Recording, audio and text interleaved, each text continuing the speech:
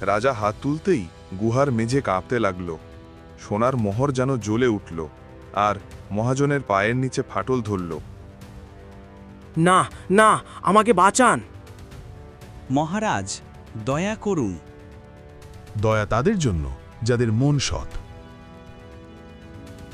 এক ঝলকে মহাজন নিচের অন্ধকারে হারিয়ে গেল। গুহার ভেতরে আবার নীরবতা নেমে এলো। রামধন নীরবে রাজাকে প্রণাম করল। মহারাজ, আমি আপনার উপকার কোনোদিন ভুলব না। মনে রেখো, সোনামোহরের চেয়ে সততা বড়।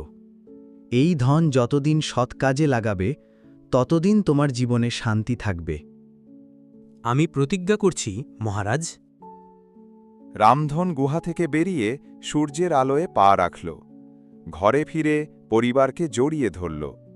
কি হলো আজ? আজ শিখলাম, লোভ মানুষকে অন্ধ করে আর সততা মানুষকে রাজা বানায়।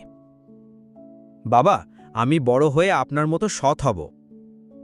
ধর্মপুর গ্রামে আবার শান্তি ফিরল। রামধন তার সোনার ধন দিয়ে গরিবদের সাহায্য করল, আর মহাজনের নাম রইল শুধু লোভের উদাহরণ হিসেবে।